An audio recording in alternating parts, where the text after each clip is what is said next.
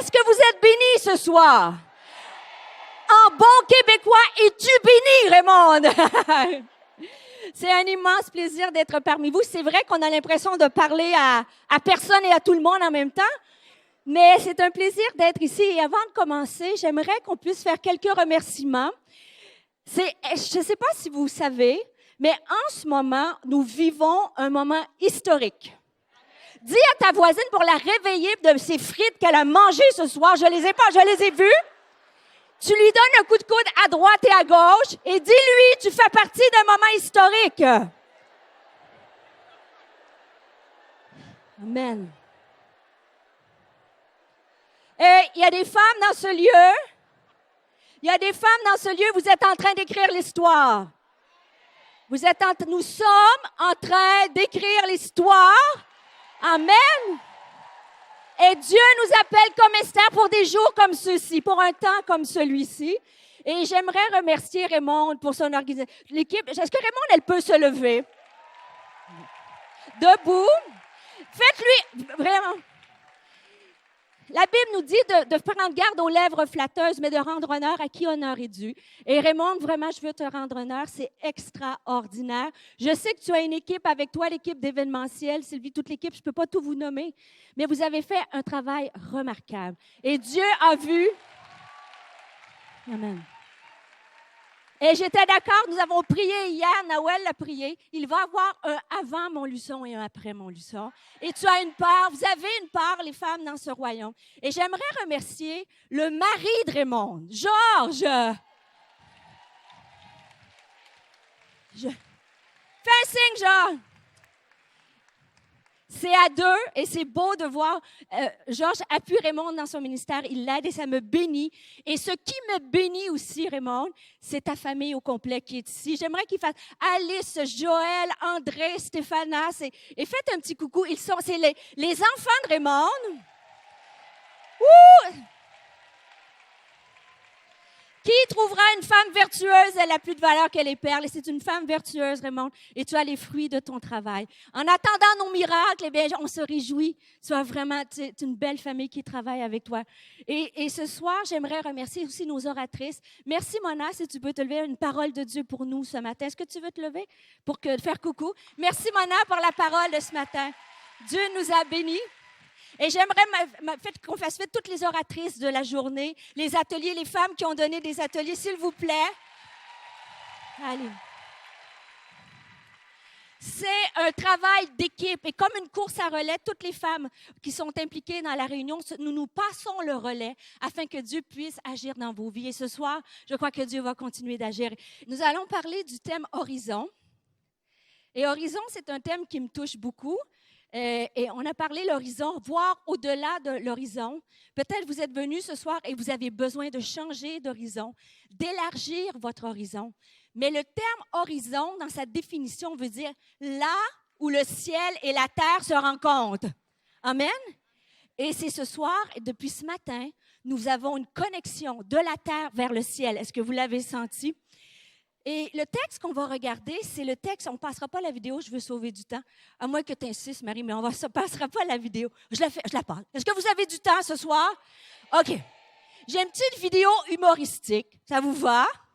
Vous me connaissez. Et là, si vous aimez les animaux, ayez pas le cœur trop sensible. Je parle d'une souris, OK?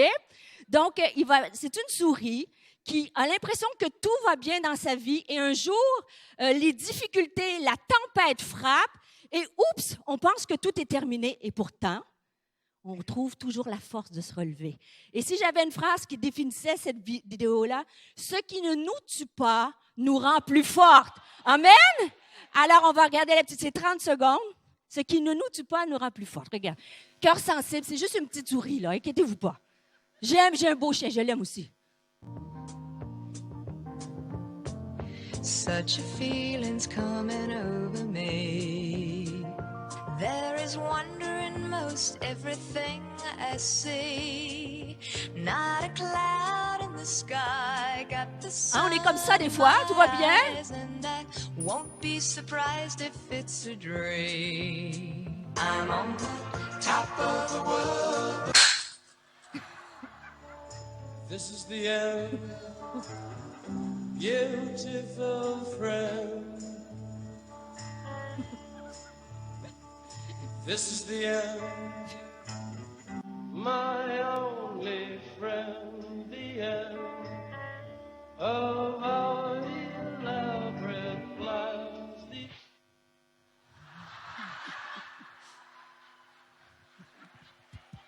Dis à ta voisine, c'est jamais la fin avec Dieu. C'est jamais la fin avec Dieu.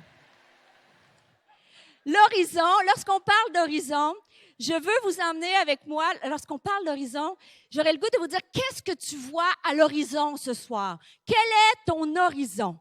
Et moi, lorsque je priais, je me préparais pour ce thème que j'ai aimé, parce qu'inébranlable, Raymond, ça a été très difficile à vivre aussi, parce qu'on a été ébranlés avant de venir. L'horizon, ça donnait l'espoir pour nos vies, n'est-ce pas? Et horizon, c'était de voir qu'est-ce que Dieu a pour nous. Et ce que nous voyons, ce que j'avais dans mon cœur, c'est qu'il y a une terre promise pour chacune d'entre nous. Je prie que la parole que vous gardez dans vos cœurs, c'est qu'il y a une terre promise pour chacune d'entre vous. Lorsque je parle d'une terre promise, bien sûr, je ne parle pas d'un territoire physique. Vous avez bien compris. Je parle d'une réalité spirituelle. Le texte qui était sur mon cœur, Dieu m'a ramené ce texte-là en début d'année. Et c'est un texte qui a marqué ma vie à l'âge de 15 ans, à l'âge de 30. À chaque décision importante de ma vie, c'est comme Dieu me ramène à ce texte-là. Et c'est le texte dans Josué, chapitre 1, versets 2 à 9. Ça va être notre texte clé qui va nous mettre dans le contexte. Ça dit, « Moïse, mon serviteur est mort. Maintenant, lève-toi, passe ce Jourdain, toi et tout ce peuple, pour entrer dans le pays que je donne aux enfants d'Israël. Tout lieu que foulera la plante de votre pied, je vous le donne comme je l'ai dit à Moïse. » Est-ce que vous croyez que la parole de Dieu est la même hier, aujourd'hui et éternellement? Est-ce que vous croyez qu'il y a une terre promise encore aujourd'hui pour nous? Et la Bible nous dit que tout lieu que nous allons marcher, il va nous le donner. Vous aurez pour territoire, et je vais sauter le texte, je vais aller au verset suivant. Nul ne tiendra devant toi tant que tu vivras. Amen. De ce côté-là, ça va bien, les femmes, je suis avec vous. Il y a des femmes qui saisissent la vision par là-bas. Allez, je vous mets au défi de ce côté-là. Alors, ça dit, nul ne tiendra devant toi tant que tu vivras. Je serai avec toi comme j'ai été avec Moïse. Je ne te délaisserai point. Je ne t'abandonnerai point. Prends-le pour toi ce soir. Je ne t'abandonnerai point. Fortifie-toi. Prends courage, car c'est toi qui mettras ce peuple en possession du pays que j'ai juré de leur donner à leur père. Je vais aller à la fin du verset. Verset 9, ça dit, « Ne t'ai-je pas donné cet ordre? Fortifie-toi. » Prends courage ce soir. Ne t'effraie point et ne t'épouvante point, car l'Éternel, ton Dieu, est avec toi. Amen, amen. Je pense qu'on ne prêchera même pas dans tout ce que tu entreprendras. J'ai jamais si peu travaillé pour un sermon. Bonsoir, mesdames, tout est accompli. Et dans ce texte-là, on voit qu'on parle de la terre promise, d'un pays où coule le lait et le miel. Dieu promet Canaan à son peuple. Et il m'est venu à la pensée qu'il existe 3 terres promises dans nos vies. Une première terre, c'est une terre promise qui est acquise. Nous avons déjà accès à la terre promise. Le deuxième, c'est une terre promise qui est à conquérir, comme le peuple d'Israël qui ont dû marcher et faire face à l'ennemi pour aller chercher la bénédiction de Dieu. Et la troisième, c'est une terre promise à partager. Amen. Comment? Une terre promise acquise. Je vous ramène un petit peu avant Josué. On est à l'époque de Moïse, vous savez, le peuple est en esclavage. Et j'étais tellement touchée par Noël parce que ça fait plusieurs fois on est en connexion. Elle parlait de liberté. Et c'est exactement la pensée qui était sur mon cœur. Je vous ramène dans le contexte. Le peuple d'Israël est en esclavage. Ils sont en Égypte. Ils ont des durs travaux. Tous les Égyptiens imposaient des charges vraiment difficiles. Ils gémissaient. Il y avait des cris qui montaient jusqu'à Dieu. Vous connaissez l'histoire?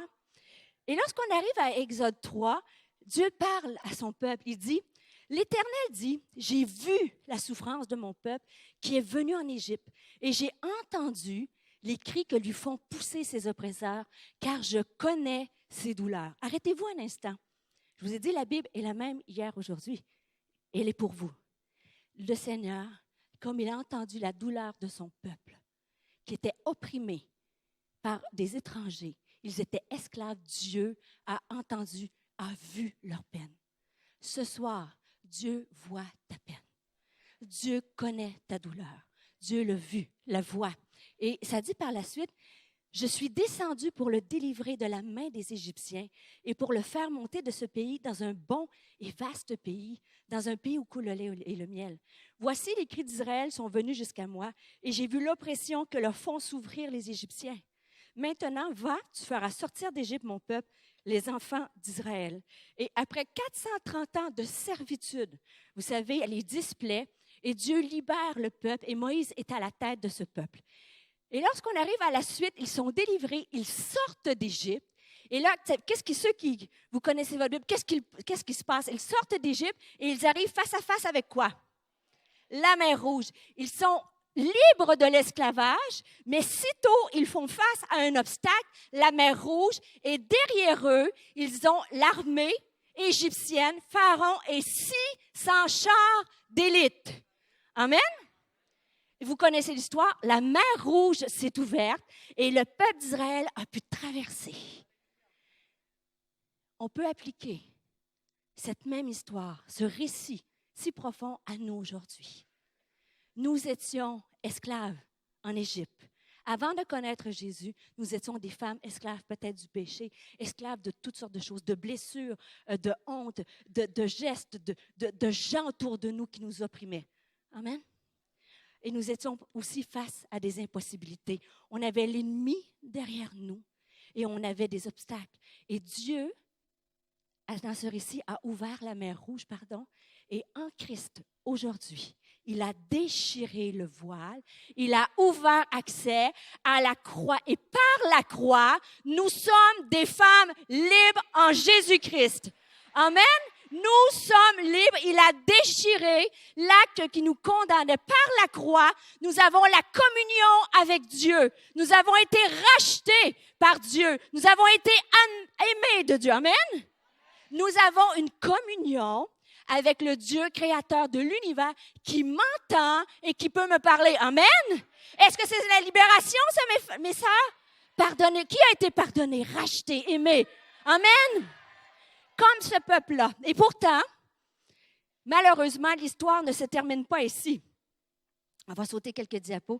L'histoire ne se termine pas ainsi. Lorsqu'ils sortent d'Égypte, la parole de Dieu nous dit qu'après 3 jours de marche, ils arrivèrent devant un obstacle, encore une autre. Ils arrivent devant la mer Rouge, ils traversent les eaux, mais après ça, ils sont au désert. Et après 3 jours de marche, de libération, ils arrivent au désert et ils ont soif. Et qu'est-ce qu'ils trouvent après 3 jours? Ils arrivent dans l'eau amère. Il n'y avait que de l'eau amère. Ils ne pouvaient pas boire. Et savez-vous qu'est-ce qu'ils ont commencé à faire? Eux autres, pas nous autres. Et bien souvent, ce qui me frappait dans ce passage-là, c'est qu'après 3 jours, et vous savez, si vous lisez le texte à la maison, c'est dans Exode chapitre 15, ils sont délivrés, ils voient la gloire de Dieu, ils ont accès, ils commencent à entrer dans les promesses de Dieu, et seulement 3 jours plus tard, ils ont soif et sont amers. Et je nous revoyais probablement, chacune d'entre nous, nous avons déjà fait face, après avoir été libérés, rachetés, aimés. On a soif au désert face à un obstacle, et on commence à murmurer. Et c'était frappant parce que, vous savez, le texte dans Exode, ils ont chanté un cantique. Ça dit, je ne sais pas si vous chantez ça, vous à l'école du dimanche, mais le cheval et son cavalier furent jetés dans la mer. Mona, as-tu chanté ça? T'es une Canadienne. Puis là, on était tout petits, puis on chantait « L'Éternel est ma force ». Bon, alors, eux, ils ont chanté ce chant, le cantique. J'espère que ce n'est pas enregistré, ça. Et puis, tu OK. Qu'est-ce que je ferais pas? Alors, ils chantent le cantique de joie, de délivrance pendant 21 versets. Et 21 versets plus tard, ils arrivent dans le désert et ils commencent à murmurer. Amen. Dieu nous parle, on rit, mais il y a une parole pour nous ce soir, une parole pour moi ce soir. Nous avons, chacune d'entre nous, déjà accès à la terre promise. en Jésus-Christ, tout a été accompli. Je peux vivre dans une réalité spirituelle. La parole de Dieu me dit que je peux vivre dans une vie de victoire. Je suis libre en Christ. Une vie où nous sommes pleinement vainqueurs. Romains 8, 37 nous dit, nous sommes plus que vainqueurs par celui qui nous fortifie. C'est déjà acquis ce soir. Et si tu es dans ton désert, tu peux te dire, par la grâce de Dieu, non dans le déni, oui dans le désert ils avaient soif, oui dans le désert l'eau était amère, mais en Christ, il peut te donner ce soir même la force de dire, peut-être que je suis dans le désert, mais en Dieu, je peux avoir une paix qui me rende plus que vainqueur. Il peut me donner la force par sa grâce de choisir la joie. Il peut changer mon désert et m'altérer dans les moments les plus difficiles. On peut vivre une vie où nous ne perdons pas courage. Une vie, j'ai dit, où nous nous réjouissons malgré les épreuves, mais je devrais dire, où nous trouvons la joie même dans l'épreuve. Vous savez, plusieurs d'entre vous, vous avez su que j'ai éprouvé des problèmes de santé. Et en février dernier, Dina, tu es là, je suis allée avec Raymond apporter la parole en Belgique. Et c'était un moment extraordinaire, mais on a travaillé vraiment fort. Je ne sais pas combien de réunions en 2-3 jours. On a mangé bien des frites, mangé bien du chocolat et la sauce andalouse. Et quand je suis revenue sur Montréal, j'étais dans mon vol Air Canada, puis j'étais bénie, mais je sentais une grande fatigue. Je me suis dit, oh, c'est le décalage, on travaillait beaucoup. Alors, quand je suis débarquée de l'avion, mon mari est venu me chercher à l'aéroport et quand j'étais pour aller chercher mes bagages et jusqu'à l'auto, je titubais comme ça. J'avais des vertiges, j'avais mal à la tête, j'avais des vomissements. Et dans la voiture, j'ai dit à mon mari, arrête s'il te plaît. Et j'ai été malade tout au long de me rendre à la maison. Alors, je me suis dit, tu vas travailler fort, ça va aller mieux, tu vas te reposer. Et vous savez, celle qui me connaît, moi, je vis à 100 000 à l'heure, n'est-ce pas? Alors, je me suis dit, un petit 24 heures et puis on va trouver la forme et on repart. Et 1 semaine, 2 semaines passent et là, je me suis dit, il y a quelque chose qui ne va pas. Et je suis allée voir le médecin et j'ai dit, je raconte un petit peu ma situation. Et quand je suis arrivée, j'avais de la pression, moi, je fais de la basse pression, ma pression était au maximum. Je lui ai dit les symptômes. Elle dit, tu arrêtes tout de suite, je devais enseigner au collège, je voulais que tu te retournes à la maison, tu te couches immédiatement. Me coucher immédiatement. Elle dit oui, ils ont détecté un problème neurologique, on fait des examens, puis on dit, on va passer un scan pour savoir si, la première chose qu'on va vérifier, si ce n'est pas une tumeur au cerveau. Alors, moi, je me dis, je suis fatiguée, mais quand même. Alors, je passe le scan en urgence et quand la secrétaire m'a appelée, elle m'a dit, Madame, j'aimerais vous donner les résultats de votre scan au cerveau. On n'a absolument rien trouvé. Rien. J'ai dit, même pas un petit peu de matière grise? Non, elle dit, on n'a rien. Je fais des blagues. J'étais vraiment contente parce que c'était un diagnostic qui était assez... Et je suis retournée au cabinet du docteur et ils ont fait d'autres examens. Et ils m'ont dit, Madame, vous avez un syndrome très, très rare qui s'appelle le syndrome du débarquement. J'ai dit, le quoi? Elle me dit, quoi, le débarquement? C'est le débarquement de Normandie? Tu veux débarquer de ta vie, débarquer de tes baskets? Qu'est-ce que je comprenais? Alors, finalement, elle m'explique, c'est neurologique. Et quand, à force de voyager beaucoup en avion, le système nerveux ne compense plus. Alors, tu as un déséquilibre constamment. C'est comme une commotion cérébrale. Je vous fais ça très court. Mais alors, j'étais sous l'effet du choc. Je me dis, et ça, comment on guérit ça? Elle dit, c'est du repos. J'ai dit, du quoi? Du repos. Ah, quelle horreur! Dites-moi n'importe quoi. Et finalement, puis quand j'ai fermé la porte, elle rajoute, et je pense que vous ne pourrez plus prendre l'avion pour une bonne période de temps. J'ai dit, quoi? Pas prendre l'avion? Et moi, dans mon cœur, j'arrivais, j'ai 50 ans cette année, 30 ans de mariage, n'est-ce pas? Et mes amis, et 50 ans, mes enfants, 21 ans, 18 ans, Dieu m'ouvrait des portes, je devais aller à Hillsong, Paris, en Algérie, à bord, tout le tralala. Et là, en fermant la porte, je me dis, mais Seigneur, qu'est-ce qui se passe? C'est quoi ton plan que je ne peux plus prendre l'avion? Est-ce que vous comprenez l'idée? Et là, je me dis, Seigneur, je ne comprends pas. Et je n'étais pas bien. Après 2 semaines, ils m'ont arrêté pendant 8 mois d'arrêt de travail. sans entrer à l'église. Au début, après 2 semaines, ils m'ont mis à la porte de l'église. Ils m'ont dit, tu n'es pas assurable, il faut que tu arrêtes de travailler. Et finalement, j'ai été comme le peuple d'Israël. Moi, je vous dis tout le temps, je ne suis pas ici pour vous impressionner, mais vous n'êtes pas ici pour m'impressionner. Alors, ça faisait peut-être j'ai plus que 3 jours de marche dans le désert. J'avais déjà eu des déserts, mais celui-ci il était difficile pour moi. Je ne comprenais pas le plan de Dieu pour ma vie. Et à travers cette même saison, et je n'irai pas en détail, un de mes garçons a vécu des moments extrêmement, extrêmement difficiles. Et si vous êtes mère de jeunes adultes, vous comprenez ce que je veux dire. Alors, c'était des moments très, très, très, très sombres pour moi.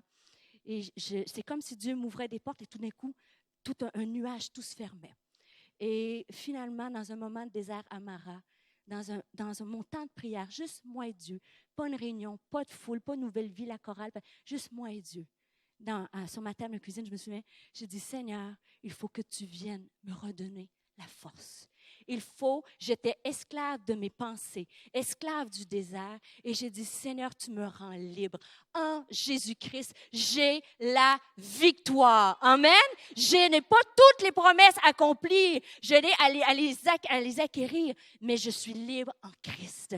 Et je vous dis, mes sœurs, Dieu est venu me donner une paix dans cette épreuve, dans cette tempête. Il m'a dit, cesse de regarder à la tempête, regarde à celui qui calme les vents. Et Dieu a calmé les vents de mon cœur et j'ai vu le miraculeux. Et aujourd'hui, j'étais à Toronto, si on peut mettre la photo, il y a 2 semaines de cela, j'étais à Toronto, j'ai emmené la parole devant une grande conférence canadienne et c'était la première fois après 8 mois et je n'ai eu aucun symptôme. J'étais à Toronto et j'avais gardé ce voyage-ci à Montluçon et après 6 heures de vol, 2 avions, un décalage et tout le kit, je me sens dangereusement en forme et je veux rendre gloire à Dieu que dans le désert, nous avons cette terre promise qui est acquise en Christ. Et je veux dire, merci au Seigneur. Et beaucoup de femmes m'ont dit, « Hey, tu as l'air en forme, tu as l'air en forme. » Vous ne saviez pas, mesdames, qu'à chaque moment, vous aviez une parole de vie pour moi et qui donnait gloire au Seigneur.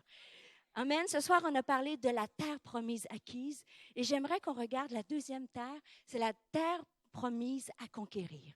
Et je vous ramène cette fois-ci après Moïse. Vous savez, Moïse est mort au désert et Dieu appelle Josué à faire entrer son peuple dans le pays où coule le lait et le miel. Et le texte qui suit, c'est dans Josué 3, versets 1 à 5, ça nous dit « Josué s'est enlevé de bon matin, partit de Sittim avec tous les enfants d'Israël, et ils arrivèrent au Jourdain, et là, ils passèrent la nuit avant de le traverser. Au bout de 3 jours, les officiers parcoururent le camp et donnèrent cet ordre au peuple. Lorsque vous verrez l'arche de l'alliance de l'Éternel, votre Dieu, portée par les sacrificateurs, les Lévites, vous partirez du lieu où vous êtes et vous vous mettrez en marche après elle. Elle vous montrera le chemin que vous devez suivre, car vous n'avez point encore passé par ce chemin. Et Josué dit au peuple, sanctifiez-vous, car demain, l'Éternel fera des miracles au milieu de nous. Amen. Ils sont face, cette fois-ci, non pas à la mer Rouge, ils sont face au Jourdain. Les Jourdains, c'est des obstacles qui empêchent le miraculeux, le prodige, les miracles de Dieu. Et comment, je vais vous donner 2 clés bien simples, comment on a cette terre acquise avec le salut en Christ, le voile est déchiré, j'ai accès à la croix, à la grâce de Dieu pour me donner sa paix dans l'épreuve.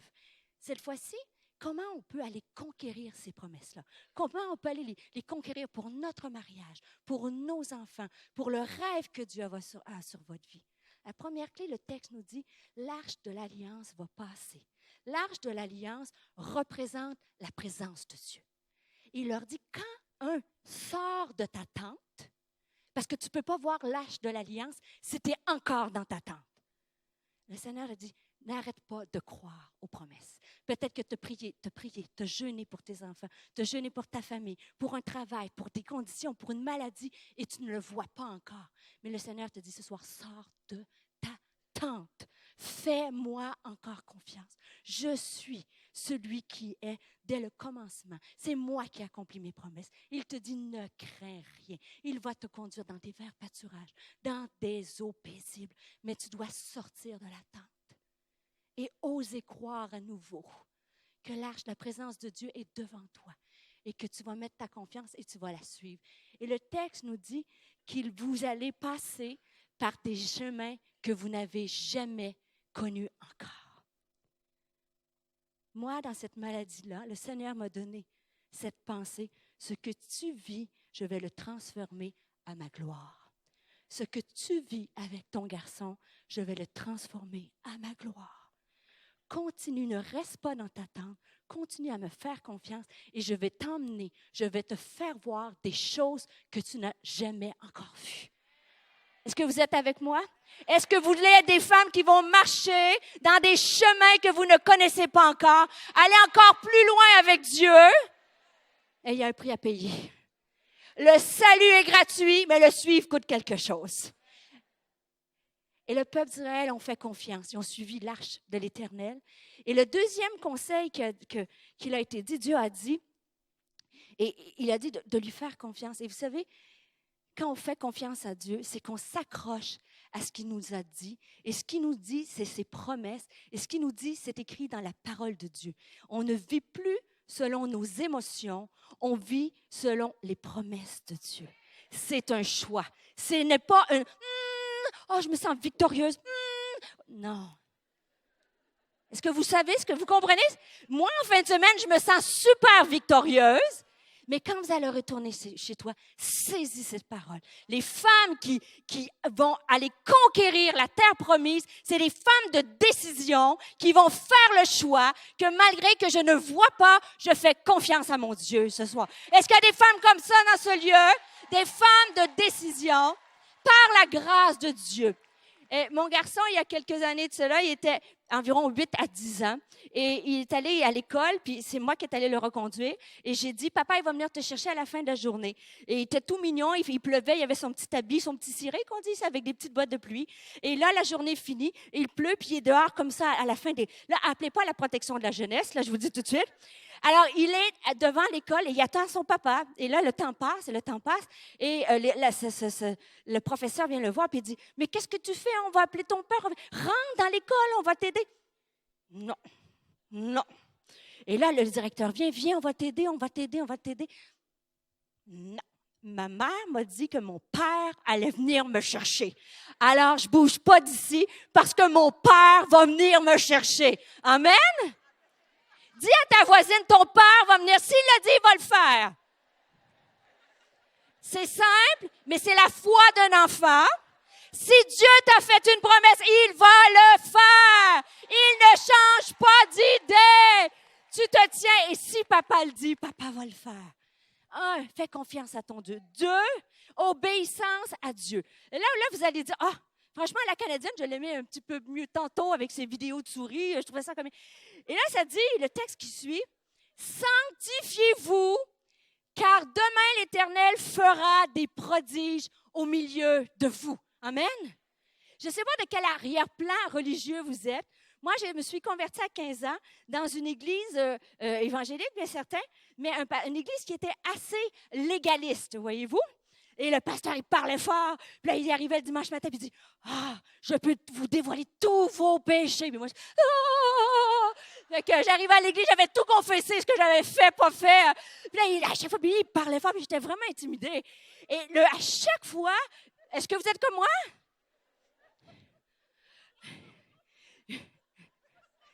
Et à chaque fois que j'entends le mot se sanctifier, c'est comme c'est dur, me purifier. Puis, et pourtant, ce texte est tellement magnifique parce qu'il dit sanctifie-toi. Ça veut dire enlève des choses de ta vie qui ralentissent ta marche pour entrer dans ta terre promise. Sanctifie-toi, pas parce que je vais te punir puis je suis un Dieu méchant. Bouh! Sanctifie-toi parce que je vais faire des miracles dans ta vie. Choisis de pardonner, car je vais faire des miracles de guérison dans ta vie. Alléluia! Choisis d'aimer, choisis de croire, parce que je veux faire des miracles. Je voyage beaucoup et Nicole, elle est ici. Nicole a dit la Bible. Je ne sais pas si c'était en Nouvelle-Calédonie ou en Martinique, mais enfin. J'avais une valise, puis les femmes là-bas, ils emmènent des cadeaux, des robes, des bijoux, n'importe quand vous voulez, même en France, hein, ça fonctionne aussi.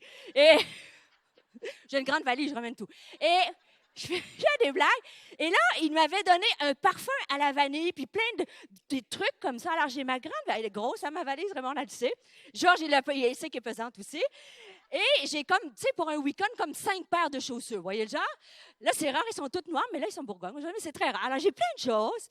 Et puis là, c'est comme j'ai les cadeaux, puis j'ai la valise déjà pleine.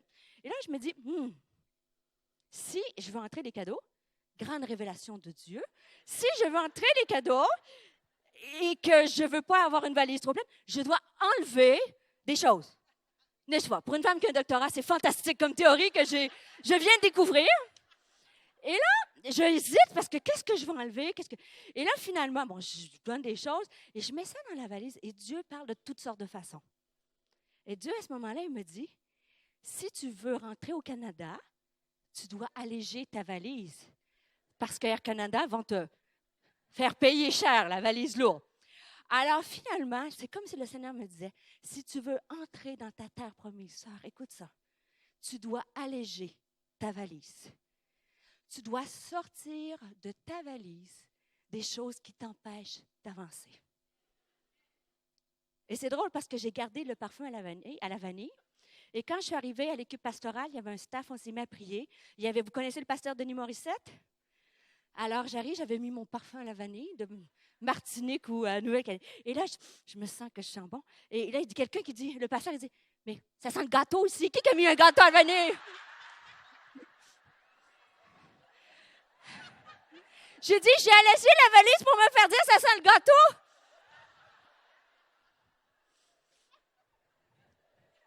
Amen. Si tu veux, je vais inviter Nawel, je vais faire le 3e point demain après-midi parce que je veux qu'on aille à la prière chant vraiment. On va partager demain après-midi, on va un message et demi, vous avez un surplus. Le dernier point, demain, on va regarder une terre promise à partager parce que Dieu nous appelle, chacune d'entre nous, à emmener, comme Josué, des gens autour de nous, des gens, comme on a vu le sel, de parrainer, des femmes de porte ouverte, des gens qui souffrent autour de vous. Dieu vous appelle, chacune d'entre vous, à emmener des gens d'un pays d'esclavage à la liberté, comme Josué. Est-ce que vous allez être prêts à répondre à cet appel demain? Mais ce soir, Dieu veut nous équiper. Je crois sincèrement. Et Nawel a confirmé. Et comme Dieu l'a fait pour moi-même, vous savez, j'ai accepté Jésus dans ma vie à l'âge de 15 ans. J'ai 50 ans. Et après beaucoup d'années de ministère, de victoire, de voir de miraculeux, chacune d'entre nous, nous ne sommes pas à l'abri de retourner au désert. Ce soir, le Seigneur nous dit, ne reste plus dans l'esclavage de tes pensées. Ne reste plus dans l'esclavage de ton passé. À la croix, j'ai tout accompli. À la croix, je peux te donner la paix, le bonheur, la joie, malgré des problèmes non résolus. Je peux te toucher ce soir. Tout a été accompli. Il ne manque que toi de dire, Seigneur, sors-moi du désert de mes pensées à tourner en rond, à regarder au passé, à regarder au présent ce qui ne fonctionne pas et rends-moi libre ce soir. Peut-être que c'est certaines d'entre vous qui comme ça. Et le deuxième appel, on va se lever dans quelques instants, le deuxième appel que je veux faire avec vous, je sens vraiment dans mon cœur que certaines d'entre vous, vous avez à voyager léger. Vous avez peut-être à avoir certaines choses à changer dans votre vie. Changer peut-être une partie de votre caractère. La colère. On n'est pas ici pour s'impressionner. On n'est pas ici pour jouer à l'église. On est ici pour adresser les vraies choses, pour nous dire, si vous êtes comme moi, j'ai dit, Seigneur, change-moi. Peut-être c'est la critique, c'est la colère, c'est le manque de contentement, c'est l'amertume à cause des blessures. Peut-être que c'est le compromis dans ta vie. Et je me permets d'aller parce que je veux prêcher le vrai évangile. Il y a une terre promise qui va nous être, qu'on va aller conquérir, mais il faut qu'on coupe des choses dans notre vie. Et je ne mets pas une condamnation. Je veux emmener la liberté. Les mauvaises relations.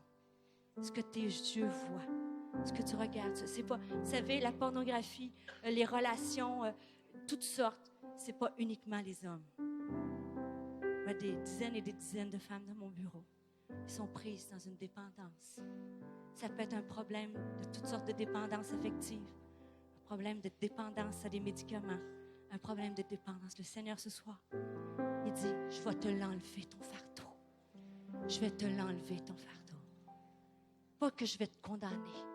Il dit que si nous confessons nos fautes, il est fidèle et juste pour nous pardonner. Il a cloué à la croix tout ce qui nous sommes libres, sœurs. Ne porte plus un fardeau qui n'est plus à toi. Viens le déposer ce soir. Et j'ai à cœur, en terminant, de parler aux mamans. J'ai dû cheminer dans cet aspect-là de ma vie.